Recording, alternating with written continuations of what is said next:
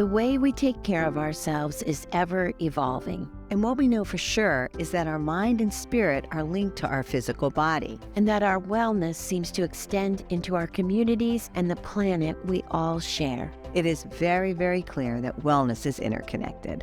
We love spending time with you to explore and practice the breakthroughs, the insights, and the passions of incredible people helping us all see the world in a whole new light.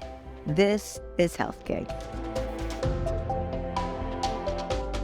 So Tricia and I are thrilled to have Kathryn Nicolai with us today, who is the author of a book called Nothing Much Happens, and she does a podcast of the same name, and we're just excited to talk to her about a million different things. But we want to begin, Kathryn, by welcoming you. So welcome. Thank you. Yes, welcome to Health Gig. Thank you.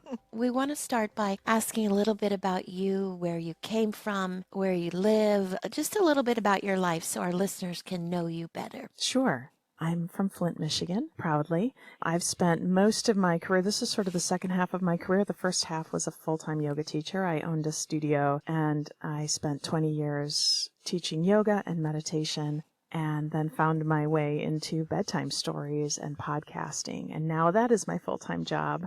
I help people relax. I always think of myself as an architect of cozy. So how did that happen from a yoga teacher? I guess the idea is you were teaching people how to be calm through yoga, but then how did you decide to become an architect of cozy? Well, I've always wanted to write. It's one of those dreams I've had since I was a kid that I didn't really have the guts to pursue until I got a little older and cared about it less. I would hear from so many folks at my studio and just folks in my life who were struggling to sleep. And I've had a technique for sleep my whole life that just developed holistically since I was 4 years old. And it gave me a modern superpower, which is that I can go to sleep and I can return to sleep. And it's based on, I know, it is very, very special. And Wow, okay. so I kept hearing from folks and I kept thinking, I know how to do this. How do I get this from me to you? And at first I hoped it would be a book, but when you're just a lay person with like no connection to the publishing industry, that just feels so impossible. I was ironically up in the middle of the night with a sick dog, and it just hit me. It's a podcast. And that really is so perfect because, after 20 years in the yoga room, I had honed my ability to use my voice to create a space and create mood. And it also gave me a chance to start writing. So I remember sitting on the floor with my Beagle in my lap at 3 a.m. and ordering a microphone off Amazon. I just instantly knew it would work, and it did. We just hit 150 million downloads. Yeah. Amazing. That's wow. so great. And do you know who's listening and where they are? Yes. And tell us about them and all of us that will be joining. Wait, and I have to say one thing. I know why you do your voice is cozy. Well, that's coming from another cozy voice. Yeah. Doro has it really. So No. She knows one. It takes one to know one. Anyway, sorry. Keep going. Yeah, I do know who's listening. Definitely folks listen from all over the world. Folks of all ages. For a long time, I called them bedtime stories for grown-ups until enough kids sent me messages and said, excuse me very much, I'm 8 years old and I listen every night. You need to change your verbiage and make it more inclusive. Wow. And I know that people listen at every stage of life. I have little kids and moms who've just had babies who are struggling to get to sleep. I have folks in all ages of their life. Sometimes I am the last voice a person hears in hospice, which is a great, great honor. But because it is all about building a safe, relaxing environment, I'm so proud when people choose to, in those days when maybe you don't know what to say or how to offer comfort, you can just use it to create that environment. Everybody listens, and I'm so glad about that. So do you write your bedtime stories, Kathryn? Of course, everything's written by So me. they're all written by you? Everything, yep. How long do they last? And tell us how you create that. Yeah, there is sort of a recipe. First, I think being a yoga teacher for so long trained me to just constantly be noticing things in the present moment, sensory experiences in my body or in the world around me. So I have like this long list. People often say, are you going to run out of stories? I still have so many stories to tell, even 300 episodes in. So I usually start with that, some idea that's caught my attention when I'm out in the world. I always write stories that have a lot of sensory details because sensory information makes us present. And when we're present, we tend to be calm, we tend to be softer and more receptive to sleep. And then I usually revolve it around some kind of relaxing experience. And I like there to be a dose of nostalgia or recognizability. Even if it's not an event that you've had in your own life, it's one you can relate to. I also write sort of in this way that I want the listener to feel like the story's about them, that they could step into it. If there's a romantic relationship mentioned, there's no gender markers. So then it can be about you. I also try to write plenty of stories that are for when you're alone or when you're in company, when you're in all these different experiences, so that hopefully the feeling is you step into the story and kind of pull it around your shoulders like a blanket, and that helps you find that safe place to fall asleep in. Just It so really beautiful. is. Gosh. How can people best approach improving your sleep? Some of us on this podcast really struggle with sleep. Oh Some my of us do gosh. better, but yeah, It's so Trish I is a common. just, real yeah. struggler. I just struggle. I said to Dora this morning, I did my sleep patch, I did my mouth tape, I did my magnesium, I did all my other things, and I still didn't get a great night's sleep. But I didn't do the story, so this is going to be good. So go ahead. Yeah, one thing that I always try to emphasize is making the things that we know are good for us at bedtime super enjoyable so that we're more likely to do them and we start to prioritize them. I remember one of my yoga teachers telling me he has had a regular yoga practice every day for 40 years. And somebody asked him, how do you have this much discipline? And he said, oh God, if it was about discipline, I'd never do it. It's about pleasure. It feels so good. I want to do it again. And I thought such a smart way to approach self-care. I want to make it feel so good that it is so easy to say yes to, that I don't want to say no to it. So when I approach my bedtime routine, I want it to be full of things that I look forward to. It's not just about sort of punishing myself and going, put down your phone. You shouldn't look at that. Don't do this. Don't do that. No. I want to approach it from the place, what feels really good at bedtime? I want to have the softest jammies. I want to have the lavender on my pillow. I want to have a beautiful bedtime story that Pillow. makes me feel so soft and relaxed. Sort of all those things. Building those rituals that help you step back from busy brain. One of the ways that the story really helps is that it shifts you from your default mode network, which is a processing method of your brain where you are sort of in default mode, which is the background noise. It's what's happening when you're not doing anything. If you've had that experience where you wake up at 3 a.m. and things just spin and there's no rhyme or reason and you can't reel it in, you're in default mode, and it's really hard to fall asleep in default mode.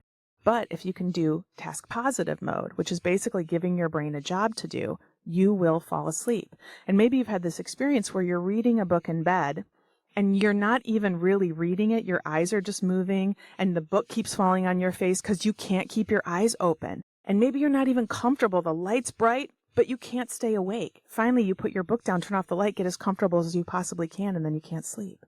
What's happened in that moment is you went from task positive, your brain had a job to do, to default mode, where there was nowhere to rein in the thoughts. The story just becomes this gentle job. Just listen to me. Just follow along with the gentle shape of the story. You are going to fall asleep. Wow. Okay, well, try that. Is it a little hypnosis-y kind I of? think Like, it's I more know it's conditioning. not. More conditioning. Yeah. Okay. And I always think of it sort of your neural pathways, right? Okay. The more you walk them, the more you trace them back and forth. It's like an etch-a-sketch. If you remember when you were a kid, you would trace it back and forth and back and forth and Yeah. back and forth, get darker and darker. Yes. And even if you shake your etch-a-sketch, you can kind of see it. And it's the same with that neural pathway. We're going to etch this in. So even if you had a rough day, even if you've been away from it a little bit, you can still kind of see that pathway. We're going to put your feet right back on it and you're going to fall asleep. Could we have a little excerpt, a little taste, Kathryn? Absolutely. Here it is. September leaves. There is a word for this, I thought to myself, as I sat, bundled in a quilt, on a lounge chair in the backyard. I needed to store the chair away in the garage, but was glad I'd been too lazy to actually do it yet. The grass needed at least one more mow as well, But right now, none of that seemed as important as sitting here and listening to the sound of the wind in the trees. That was the thing there was a word for. And I leaned my head back and looked up at the drying leaves. Their shades of yellow and orange and red. And I remembered it.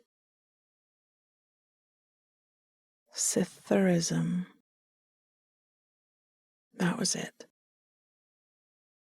Sithurism. When I'd first heard it, I'd had to look it up. Its definition as well as its pronunciation, as it was one of those tricky words that starts with a P, which isn't actually pronounced.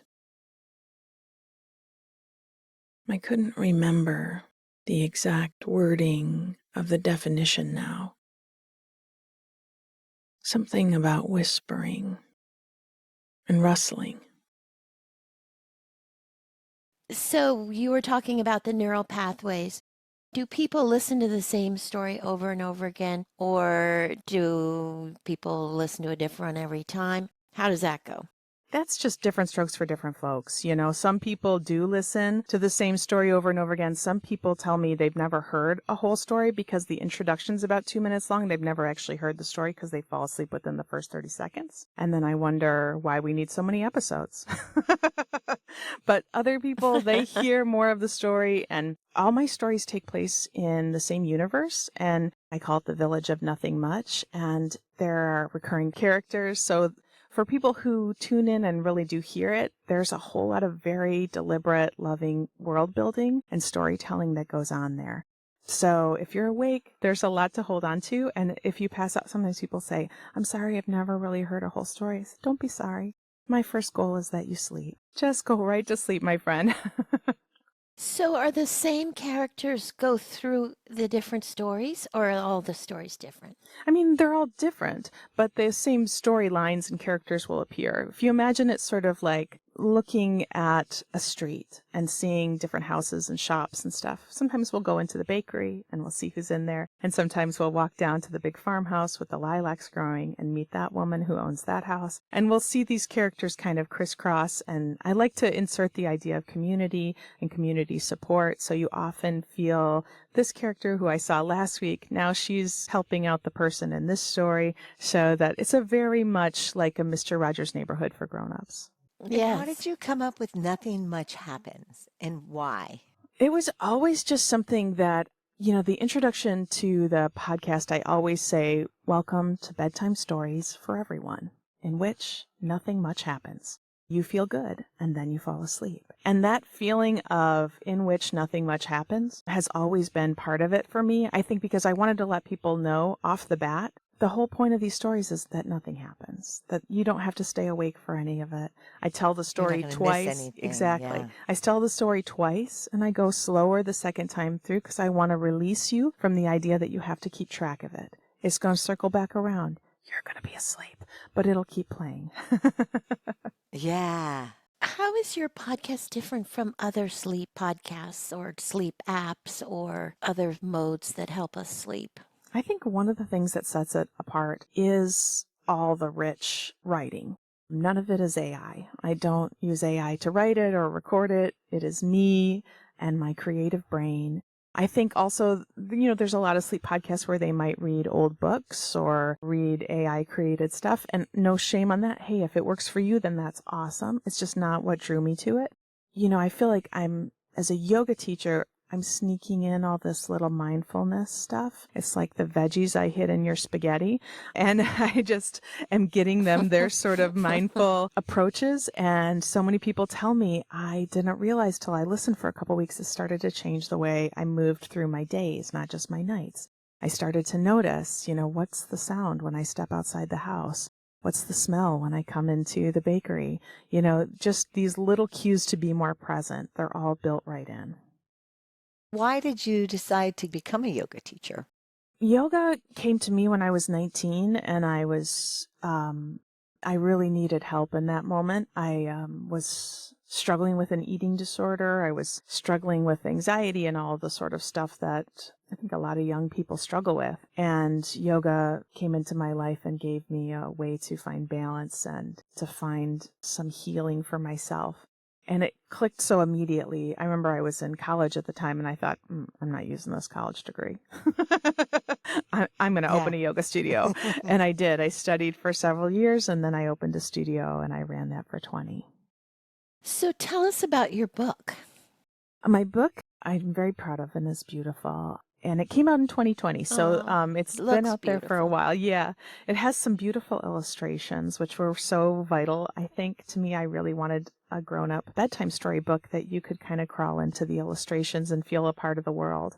So it has 52 stories. The idea is sort of a story a week that goes through the seasons, but it also has things, a few recipes. It has some meditations and self-care rituals. And it even has a cozy index. So if you want to search for stories about cats, stories about soup, stories about a walk in the wood, you can search by topic. It has now been published in 30 countries, and I'm so proud of it. What?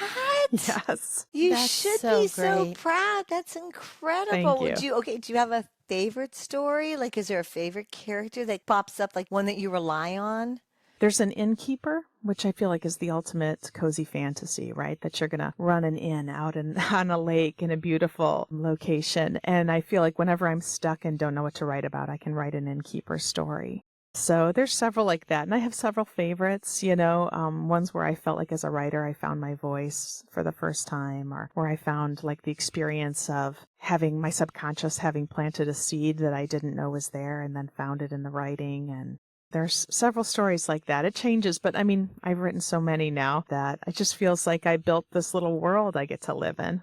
So beautiful. And again, it's all about us having a default mode for our brain so it has someplace to go while we're trying to fall asleep.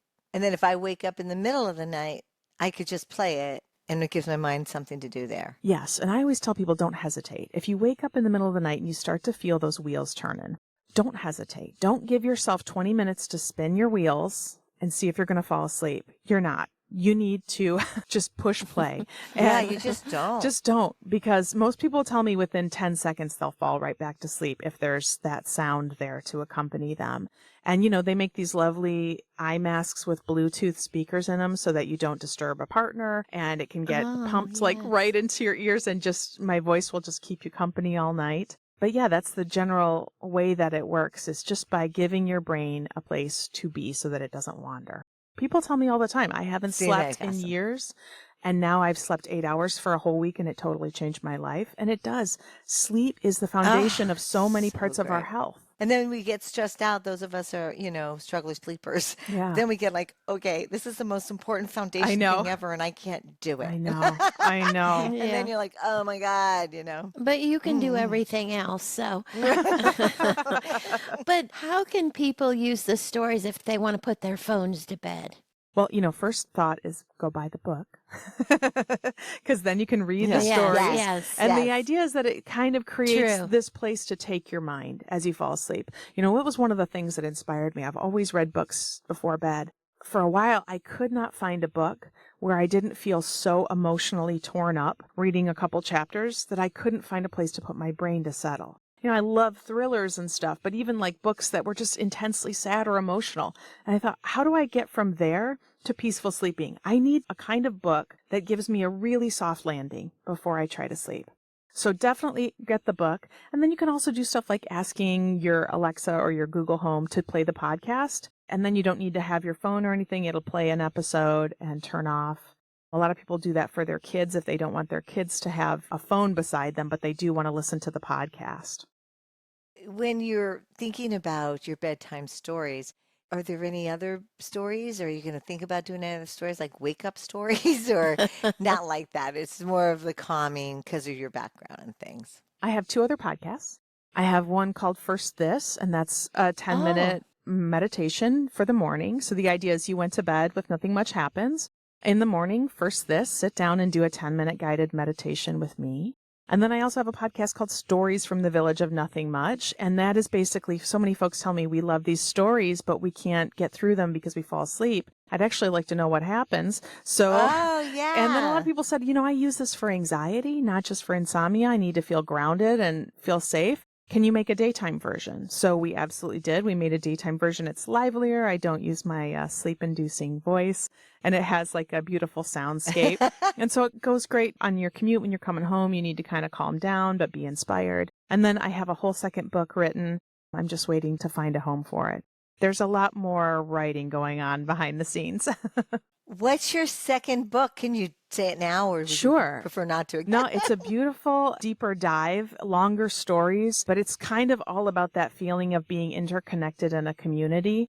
I think that's a feeling a lot of us kind of feel like we're missing, is the web of community and wanting to feel like connected to your neighbors or connected to the people around you. And I wanted to write a story where we basically, I don't know if you've ever done that, where you walk down a street and you look at the houses and you wonder, what is the story of that house?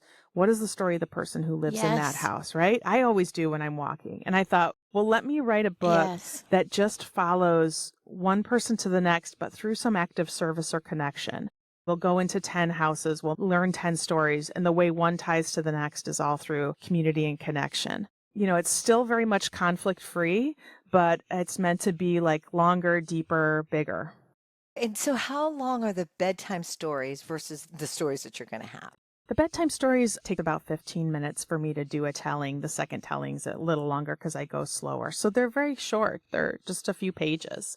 The book, they're big chapters. So, if you like to dig in a little bit more, yeah.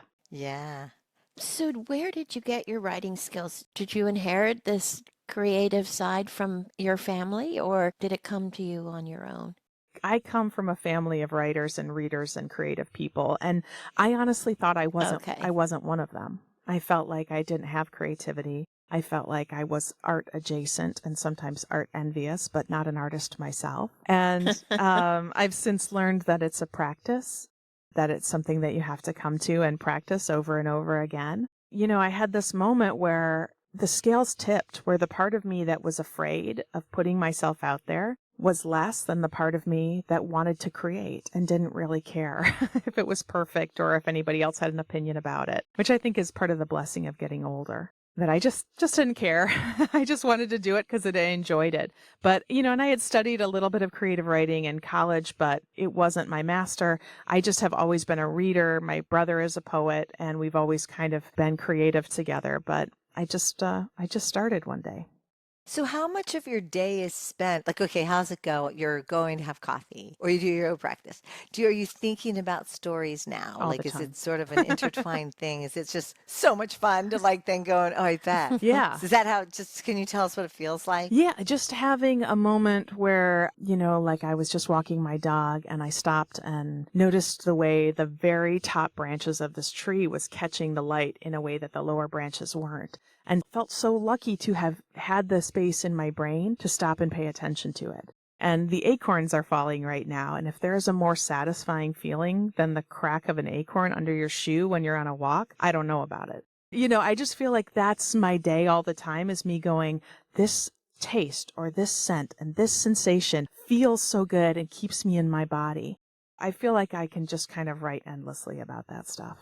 Yeah. And I guess in that way for you, it's your staying in the moment. It's a practice for you. Has it turned into a practice? I Does it always feel like was. that? I always was. I feel like that was how I was trained to do yoga, that it wasn't just meant to be for Yeah. the Yeah. hour Yeah. that I was What in. type of yoga? I did a lot of vinyasa and ashtanga vinyasa, as well as like a slow flow style, hatha style yoga. Beautiful. But I was always Yeah. taught, that your yoga was how you lived in the world, not just what you did on the mat. So I felt like I was Yes. always training myself Yeah, I love to that. pay attention, to find moments to enjoy and appreciate. I read that you write about bibliotherapy and that you are a big speaker at the Mental Health Summit. So tell us about those two things. Bibliotherapy is really just the understanding that books have the power to heal, that stories are medicine. This is obviously some kind of ancient wisdom that we have to recall, that hearing stories that feel like connect us to, our own experiences are validating. Hearing stories that don't connect to our own experiences broadens our minds and hearts and helps us understand others. And all of it can be used in therapeutic ways, writing stories, reading stories. So yeah, I have been lucky enough to speak at a couple mental health conferences. And I always talk about sort of the intersection between creativity and mindfulness, because creativity is about being in the present moment and often being very connected to the sensations in your body. And as somebody who for a long time felt afraid to be creative and then said, oh, what the hell, I'll just do it. I want to encourage other people to just have that freedom and say, just give it a try. So that's usually how I approach it. It's so beautiful. Earlier on in the podcast, you mentioned who your listeners were, and it's varied in many of them. But one you said is many people in hospice are using your stories. And that is amazing that they could be listening. Sometimes they're alone. Can you talk about how that does make you feel? Expand on that? It's an incredible responsibility. I feel very protective of my listeners. I've walked away from some very big deals at different networks, but I walked away because I didn't feel like the approach to how they were going to put ads in, that it would be disruptive. I'm just too protective. But I feel in the same way that I did when I was a yoga teacher and would watch over the room when everyone was in Shavasana, which is quite a vulnerable moment, right? People are resting. So I feel like quite honored, but it is obviously a big responsibility. It started with people in memory care saying, I went to see my mom. She doesn't really remember me, but I read her your book. And she didn't have to remember me for that. Those were all recognizable experiences.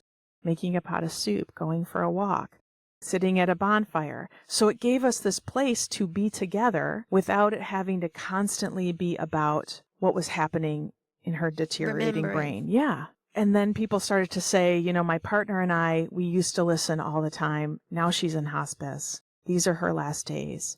And now we just listen. We just let the podcast play all day and night. And it just feels like you're a guardian. And that is the biggest honor. I'm so grateful to be able to be that guardian for people. Oh, that's so beautiful, Kathryn. Yeah, so, so beautiful. What you've created is just so inspirational. And I, for one, am grateful to you for creating bedtime stories. I look forward to listening actually tonight. Give Me it some too. time, Really, Tricia, yes. because it is sort of conditioning and it does Okay. take time. Most people will tell me within a couple weeks they'll notice the difference where they're falling asleep faster and Okay. faster. So a little bit of patience, but keep with it for a bit. Okay, and I'll let you know how it goes. Okay. I'll document it, Okay. I keep my journal of sleep, Yes. which is probably more stressful too. But anyway, thank you. Yes, my This has been pleasure. so Thank you, Kathryn. inspirational. Awesome. Oh my gosh. I have one last question. Sure. I read on your bio that you have 3 dogs. Mhm. What kind of dogs do you I have? have 2 Chihuahuas and a long-haired dachshund. Oh, Aw, so sweet. Fun. So sweet. Dora has a little one that's so adorable too, and I have a big Yeah. one. Yeah. We're dog lovers, so I Me just had to too. ask you that. Yes. They feature heavily in my stories. Do they? Okay, good. Thank you so much for having me. Thank Thank you. Such a you. pleasure to meet you. You too, ladies. Thank you. Thank you for joining us on Health Gig. We loved having you with us. We hope you'll tune in again next week. In the meantime, be sure to like and subscribe to this podcast and follow us on healthgigpod.com. I'm Tricia. And I'm Doro. Be well.